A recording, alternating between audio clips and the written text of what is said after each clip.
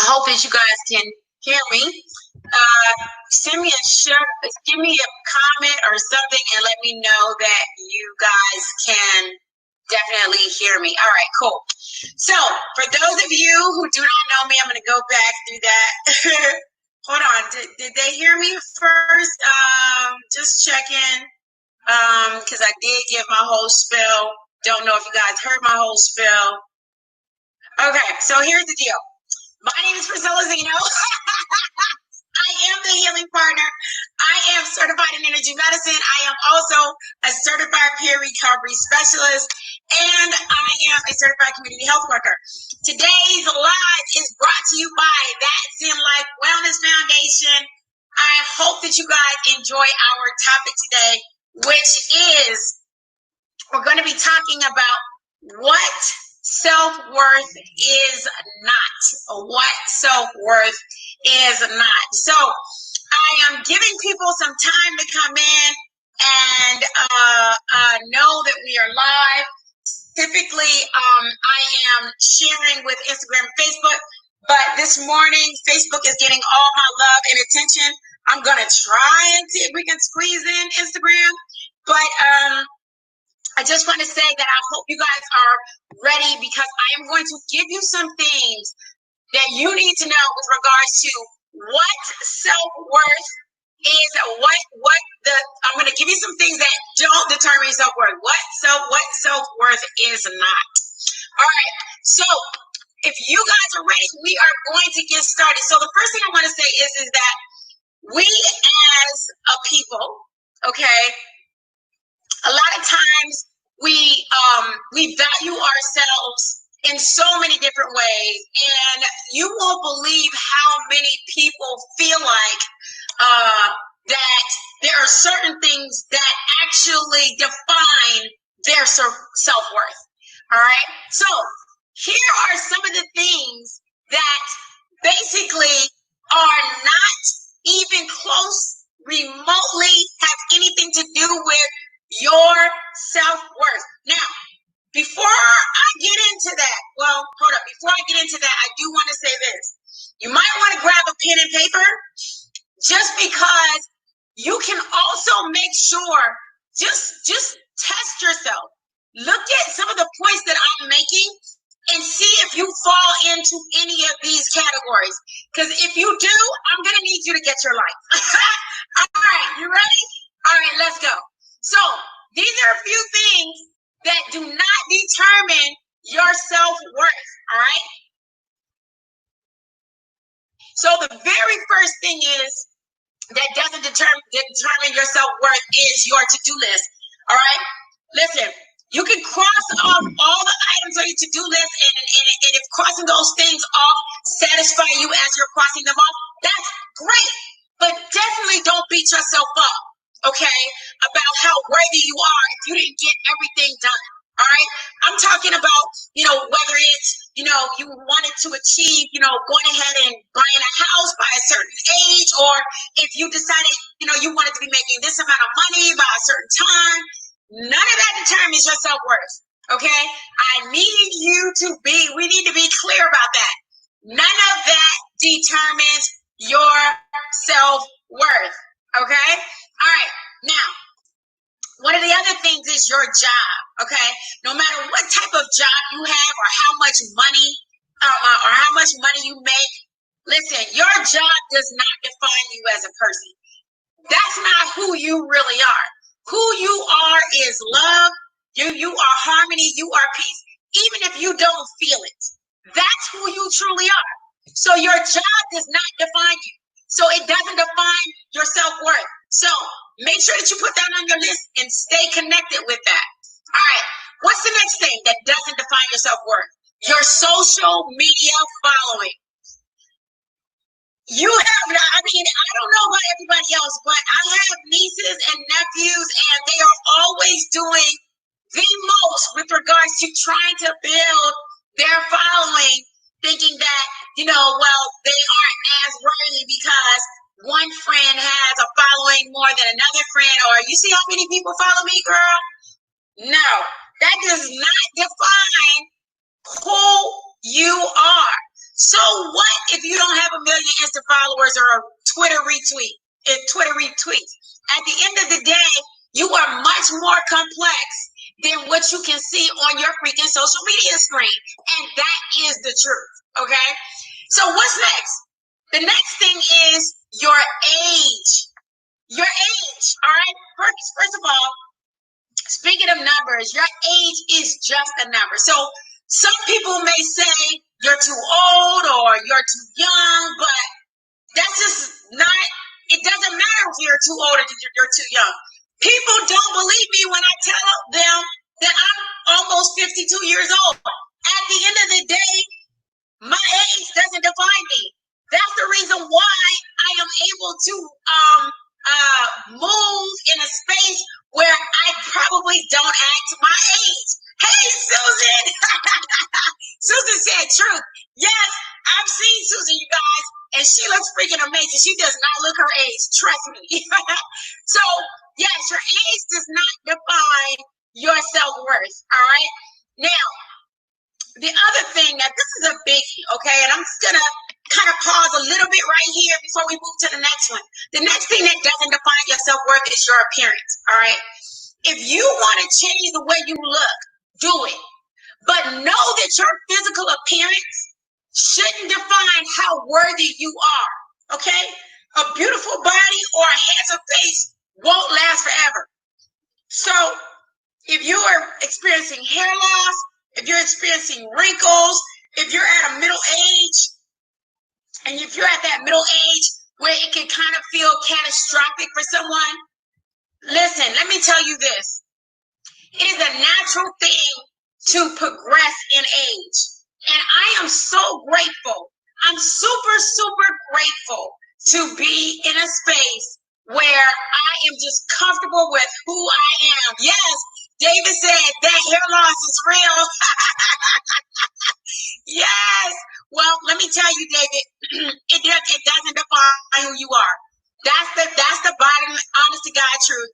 It doesn't define who you are. So because it doesn't define who you are, at the end of the day, that's what we do. We have to know who we are and what determines our self-worth. Now, this next one, I already know that a lot of you already know this, but there are some of you who do not. And trust me, I have been guilty of this as well. This next one is other people. Other people do not define your self-worth or your worthiness, okay? Listen, I am guilty sometimes where I may say, man, look at that chick. She just got her product in freaking Target. I should have been there already. Now, that was back in the day when I was still writing my book and I was trying to figure out how to get my book into Target. At the end of the day, it's not about me comparing myself to someone else, okay? Comparing myself to others who have the same job title as me or others that may be my same age. What I've learned is that I have to manifest my own lane. So should you. You should be manifesting your own lane. Don't look at someone else. This is what I tell people when they are determining their self-worth based on someone else. What I tell them is this. I want you to think about being in a classroom. And when you're in a classroom and you're taking, you're taking your test, all right? And the test is that you have to write your own independent story about you. Every you look at somebody else's paper, you are cheating. You're cheating. Write your own story. Make your own path. Do your own thing. And don't worry about what someone else is doing. At the end of the day, what they're doing doesn't define you. What they are doing and what they aren't doing does not define you. All right? All right. So the next thing that we're going to talk about is the next thing that doesn't define your self-worth for all of you out there who are exercising or runners is how far you can run or exercise. Listen, ever tell yourself you'll run a mile and then beat yourself up when you weren't able to do it? Listen, it happens all the time. I beat myself up because I didn't get my 10,000 steps in, and I was realizing, like, wait a minute, that doesn't determine who I am. I do need to get my 10,000 steps in, but it doesn't determine who I am. It is a goal, and sometimes we don't always meet our goals, but we can try. And that's all that matters. For those of you who are maybe in school, the next thing that doesn't determine your self-worth is your grades. Your grades doesn't determine your self-worth. All right? Maybe tests freak you out and school's just really difficult, but your grades don't determine your intelligence, and they don't measure things like your your dedication or your integrity. And also, while we're talking about grades, I want to say something else. If you are the type of person who doesn't have a degree and you've been beating yourself up about how worthy you are about not having a degree, I have to share something that my husband told me. He said, you know what, baby?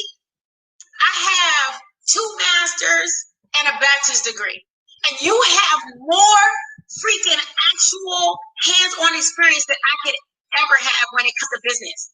And you could run circles around me when it comes to working a business or building a company.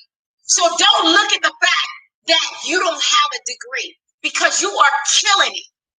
And it made me feel so good just to hear him say that it doesn't matter, because I was so caught up in the fact that I didn't have a degree. Now, that doesn't mean that I'm not still taking college classes. It just means that I'm now trying to redefine what my worth is, what my self-worth is. And my self-worth is not defined by the fact that I don't have a freaking degree.